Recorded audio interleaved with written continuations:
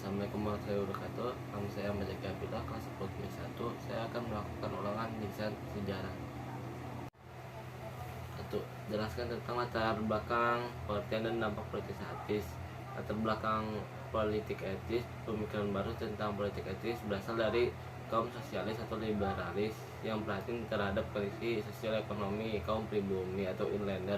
Pada 1893, sistem tanam paksa dihapus dan Belanda menerapkan sistem ekonomi liberal, sehingga modal-modal swasta masuk Nusantara. Politik ekonomi ini secara tidak langsung membuka ruang bagi swasta untuk bersatu di usaha-usaha ekonomi di Hindia Belanda. Perkebunan swasta semakin meluas, bahkan mencapai wilayah Sumatera Timur.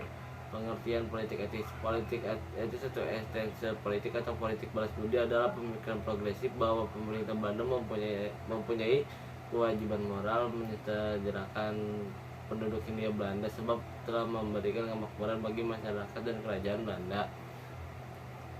Dampak dari politik etis. Sistem tanam paksa yang dikeluarkan oleh Gubernur Jenderal Hindia Belanda Johannes van den Bosch pada 1830, dan sistem tanam paksa ini dilakukan dengan sangat kejam oleh pihak Belanda, di mana mereka mengeksploitasi para tenaga kerja yang digaji kecil tetapi harus bekerja dalam kondisi berat.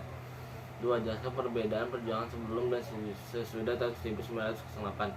Sebelum tahun 1908, perjuangan bersifat kedaerahan hanya dilakukan di beberapa wilayah. Sudah tahun 1908, perjuangan bersifat nasional dan dengan tujuan kemerdekaan Indonesia.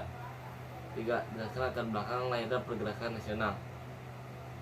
Latar belakang munculnya pergerakan nasional. Yang pertama, karena faktor dari dalam, meliputi penderitaan dan kesengsaraan rakyat akibat penjajahan, munculnya kaum terpelajar dan kenangan masa lampau akan kejayaan masa lampau. Kemudian yang kedua, karena faktor dari luar, antara lain kesuksesan pengertian nasional di negara Asia Afrika, kemenangan Jepang atas Rusia, serta masuknya dan berkembangnya paham-paham baru. 4. Jelaskan tentang organisasi Budi Utomo, SI, Muhammadiyah, IDC Parti, dan PNI. A. Budi Utomo adalah organisasi modern yang pertama yang berdiri pada tahun 20 Mei 1908. Tapi mencapai tujuannya, Budi Utomo bergerak pada bidang pendidikan. Kemudian Budi Utomo membuat program penggalangan dana pendidikan, juga bidang kebudayaan melalui perkembangan kebudayaan Jawa.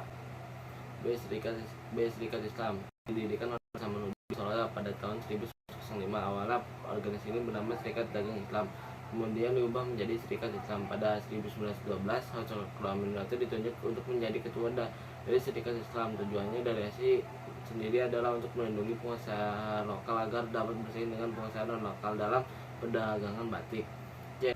C. Muhammadiyah didirikan pada tahun 18 November 1912 oleh Ki Haji Ahmad Dahlan di Yogyakarta. Organisasi ini bergerak di bidang keagamaan, pendidikan, dan sosial untuk tercapainya kebahagiaan lahir batin. D. IDC Parti adalah partai politik pertama yang terdiri di Hindia Belanda demi mencapai tujuannya. IDC Parti banyak berkecimpung dalam ranah politik, seperti mengkritik kebijakan yang dikeluarkan pemerintah Hindia Belanda. Perhimpunan Indonesia didirikan Belanda pada 1908. Awalnya organisasi ini bernama Desa Kayuniging oleh Sultan Sajangan Sodipada dan LM Noto Suroto. Tahun 1923, PI sudah berjuang untuk memelopori dari jauh perjuangan kemerdekaan untuk seluruh rakyat Indonesia. Kemudian pada tahun 1925 namanya berganti menjadi Perhimpunan Indonesia. 5. Sebutkan hasil dari Kongres Pemuda 1 dan 2 serta sebutkan isi Sumpah Pemuda. Hasil Kongres Pemuda 1 adalah mengusulkan agar semua perkumpulan pemuda bersatu dalam organisasi pemuda Indonesia. 2. Mengakui dan menerima cita-cita untuk mewujudkan persatuan Indonesia. 3. Adanya upaya untuk menghilangkan pandangan kedaerahan. 4. Mempersiapkan Kongres Pemuda kedua. Kongres Pemuda kedua menghasilkan 1. Menyepakati seluruh organisasi kepemudaan di Indonesia. 2. Mengikrarkan Sumpah Pemuda. Isi Sumpah Pemuda adalah sebagai berikut. Pertama, kami putra dan putri Indonesia mengaku bertumpah darah yang satu tanah Indonesia. 2. Kami putra dan putri Indonesia mengaku berbangsa satu bangsa Indonesia. 3. Kami putra dan putri Indonesia menjunjung tinggi bahasa persatuan bahasa Indonesia.